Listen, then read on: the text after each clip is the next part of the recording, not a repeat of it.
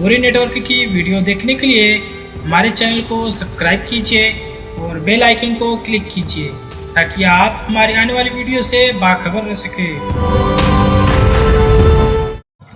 बड़ा ही मुबारक और प्यारा महीना ज़ुल्हिज्जा का महीना इस्लामी साल का ये आखिरी महीना है और इस महीने में ख़ास दो ऐसे इवेंट होते हैं, ख़ास ऐसे दो इस्लामिक त्यौहार होते हैं, हम कहें तो गलत नहीं होगा कि पूरी दुनिया के मुसलमान जिसमें इन्वॉल्व हो जाते हैं।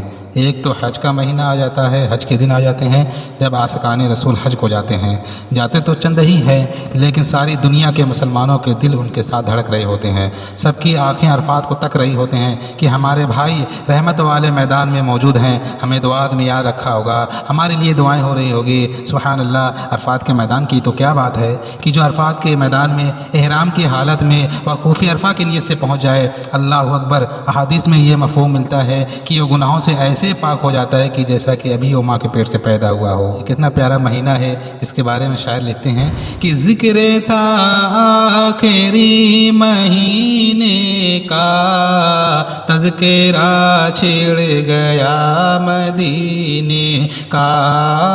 हाजियों मुस्तफ़ा से कह देना, हाजियों मुस्तफ़ा से कह देना, गम के मारे सलाम कहते हैं। ऐसा मुस्तफ़ा से कह देना, गम के मारे सलाम कहते हैं। इस्लामी कैलेंडर की एक और ख़ास बात बताऊं कि ज़ुल्हिज्जा आखिरी महीना, मुहर्रम पहला महीना। इस साल के आखिरी महीना भी कुर्बानी का दर्स देता है, पहला महीना भी कुर्बानी का दर्स देता है। इससे पता चलता है कि इस्लाम में कुर्बानी की कितनी बड़ी अहमियत है। हम अपने अल्लाह की राह में जानवर कुर्बान करते हैं। इमाम हुसैन ने तो अपनी जानी कुर्बानी कर दी ना। तो कुर्बानी चाहे वो वक्त की हो, चाहे माल की हो, चाहे जान की हो, ये अल्लाह की बारगाह में बड़ी मकबूल है। अल्लाह मुझे और आपको उसके दीन की खातिर कुर्बानियाँ देने वाला बनाए। अब ये जो दो है बकरीद की जो कुर्बानी है, सुभान अल्लाह, ये कितनी बड़ी नेकी है कि कितने बड़े अजर का काम है। इसको फॉर्मेलिटी समझ कर ना क्या करें, अरे क्या करें, बकरीद आ गई अब करनी ही पड़ेगी कुर्बानी, साल पूरा हो गया पैसे निकालने ही पड़ेंगे। नहीं, ये बहुत बड़ी सआदत है, नसीब वालों को मिलती है। और इसका अजर क्या है, मैं आपको एक वाक़या सुनाता हूँ। हज़रत सैयदना अहमद बिन इसहाक़ अलैहि रहमतुल्लाह व रिज़वान फरमाते हैं कि मेरा भाई बावजूद गुर्बत के रज़ाए इलाही की नीयत से हर साल बकरीद पे कुर्बानी किया करता था। उसके इंतकाल के बाद मैंने उसको ख्वाब में देखा कि क़यामत बर्पा हो गई है और लोग अपनी अपनी कब्रों से निकल आए हैं। यकायक मेरा मरहूम भाई एक बड़े खूबसूरत और चितकबरे घोड़े पर सवार होकर आया और उसके साथ और भी बहुत सारे घोड़े थे। मैंने पूछा, या अख़ी मा फ़अल अल्लाहु बिका, मेरे भाई मरने के बाद अल्लाह ताला ने तेरे साथ क्या मामला फरमाया? वो शख्स क्या कहता है? उसका भाई कहता है कि अल्लाह ताला ने मुझे बख्श दिया। मैंने पूछा, किस अमल से तेरी बख्शिश हो गई? वो कहता है कि एक दिन गरीब बुढ़िया आई थी, मैंने उसको बनियत सवाब 1 दिरहम दिया था, वही दिरहम मेरे काम आ गया, मेरी बख्शिश का ज़रिया बन गया। मैंने पूछा, भाई ये घोड़े इतने ज़्यादा तेरे पास क्यों हैं? वो कहता है कि ये सब मेरी बकरीद की कुर्बानियाँ हैं और जिस घोड़े पर मैं सवार हूँ ना, ये मेरी सबसे पहली बकरीद की कुर्बानी थी। मैंने पूछा कि अब इरादा किधर का है, अब जाना किधर है? तो कहता है कि जन्नत में जा रहा हूँ। सुभान अल्लाह। और उसके बाद वो मेरी नज़रों से ओझल हो गया। इंशाअल्लाह मेरे प्यारे इस्लामी भाइयों, जो रकम अल्लाह की रज़ा के लिए खर्च किया होगा ना, वो बड़ा काम आएगा, वो नामे आमाल पे बड़ा वज़नदार होगा।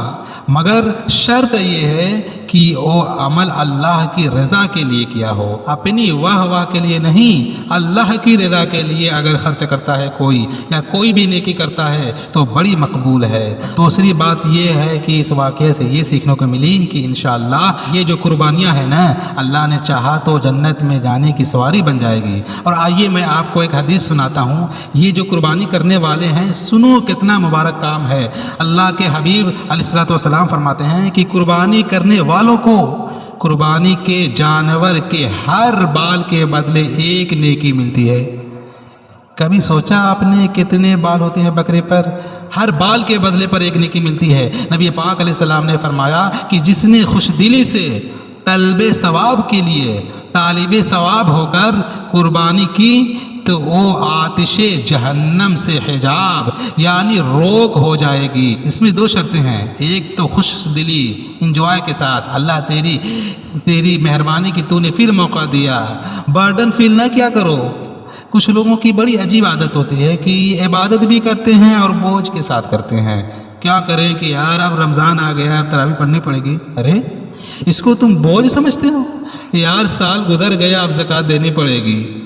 ایک آدمی تھا، بڑی عجیب سی اس نے بات کی، کہتے ہیں کہ کاروباری لوگوں کا سب سے بڑا خرچہ یہ ہے کہ جن کے پاس سب سے زیادہ پیسہ ہے نا، ان کا خرچہ ہی سب سے زیادہ زکوٰۃ ہے۔ ارے اللہ کے بندو، زکوٰۃ تو خوش دلی سے دو، اس کو برڈن کیوں سمجھتے ہو؟ اللہ کی رحمت ہے کہ اللہ نے تمہیں دینے والا بنایا ہے، مانگنے والا نہیں بنایا ہے۔ تو کبھی بھی کسی عبادت کو بوجھ فیل نہ کریں، انجوائے کریں، خوش دلی کے ساتھ کریں۔ اگر اللہ نے اس قابل بنایا ہے کہ آپ قربانی کر رہے ہیں تو سبحان اللہ، قربانی بھی کریں اور ساتھ سجدہ شکر بھی ادا کریں۔ ارے حضرت ابراہیم کو تو حضرت اسماعیل کو ذبح کرنے کا حکم ہوا تھا، اگر یہی حکم ہمیں دے دیا جاتا تھا کہ سب اپنے اپنے بچے ذبح کرو، کیا حال ہوتا؟ ادھر قربانی دینے کی نیت نہیں ہوتی، یہ والی قربانی کون دیتا ہے؟ ہم پر تو آسانی کر دی گئی ہے نا، جانور قربان کروایا جا رہا ہے۔ اچھا جانور بھی قربان کرو اور گوشت بھی خود ہی کھا جاؤ، یہ بھی نہیں کہا کہ سارا بانٹ دو۔ سوچو تو، رحمت دیکھو اللہ کی کہ آسانیاں ہیں ہمارے لیے، مگر اس کو بھی لوگ بوجھ سمجھ رہے ہوتے ہیں۔ ٹھیک ہے، گوشت میں تقسیم کاری ہونی چاہیے، رشتہ داروں کو بھی دے، غریبوں کو بھی دے، ایسا نہیں ہے کہ اس میں سے آپ کچھ بھی نہیں کھا سکتے۔ بہرحال میرے پیارے اسلامی بھائیوں، یہ حدیث پاک یاد رکھنی ہے۔ اور قربانی کرے گی کیا؟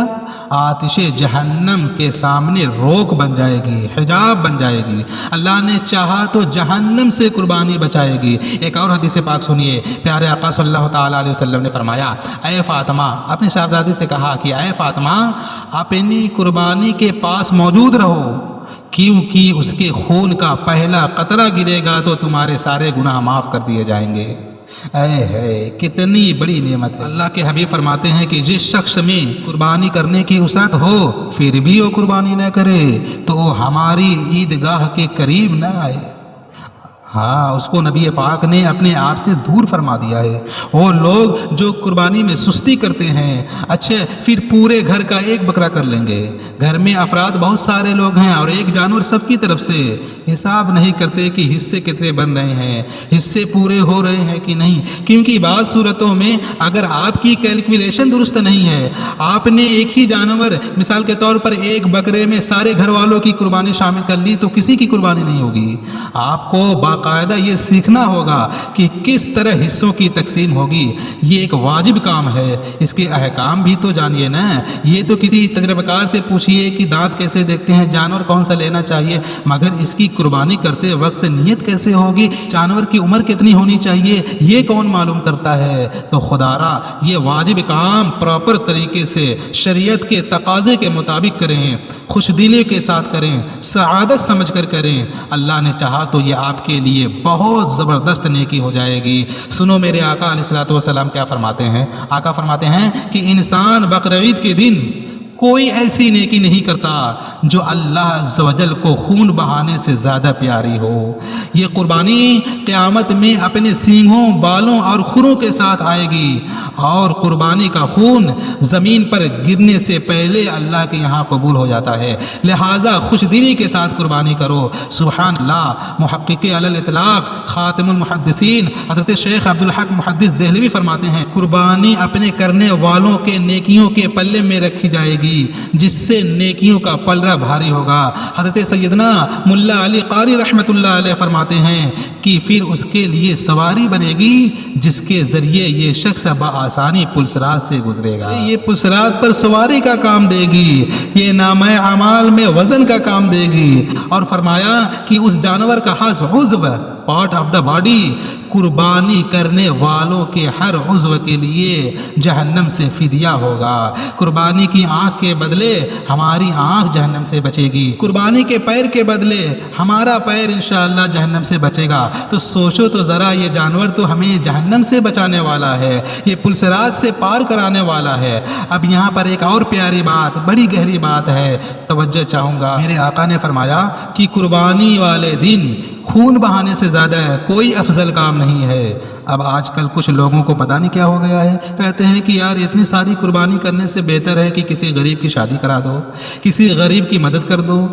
ارے بھائی، ہم یہ سارے کام چاہے کسی کی مدد کریں، چاہے کسی کا علاج کروائیں، کس لیے کرتے ہیں؟ یہ سب اللہ کے رضا کے لیے نا، ثواب کے لیے۔ ثواب کے بارے میں میں زیادہ جانتا ہوں، آپ زیادہ جانتے ہیں کہ یا نبی پاک صلی اللہ تعالیٰ علیہ وسلم زیادہ جانتے ہیں۔ آقا فرماتے ہیں کہ اس دن یعنی قربانی کے دن اس سے زیادہ کوئی اچھا کام نہیں ہے کہ اللہ کے نزدیک کہ اس کی راہ میں خون بہایا جائے، اس کی راہ میں قربانی کی جائے۔ جب نبی پاک فرما رہے ہیں کہ قربانی کرنا اس دن سب سے افضل ہے، تو ہمیں قربانی ہی کرنی ہے کہ جو کہ سب سے افضل ہے۔ ٹھیک ہے، قربانی کا جانور قربان کرے، غریبوں کا علاج بھی کرائے، کس نے منع کیا ہے؟ مگر ایک نیکی کے کام کو، ایک واجب کام کو بند کر کے نہ جانے یہ چیزیں کیوں یاد آتی ہیں۔ سے کچھ لوگ ہیں جن کو ایسے موقعوں پر یہ سب ساری چیزیں یاد آتی ہیں کہ ارے یار کہ حج پر اتنے سارے لوگ جاتے ہیں، بڑا خرچہ ہو جاتا ہے، یہ خرچہ بچا کر دوسرا کام کرنا چاہیے، ربیع الاول کی لائٹنگ نہیں کرنی چاہیے، یہ والا کام کرنا چاہیے۔ اپنی بچی کی شادی پر کروڑ روپے کا فنکشن کرتے ہوئے یاد نہیں آتا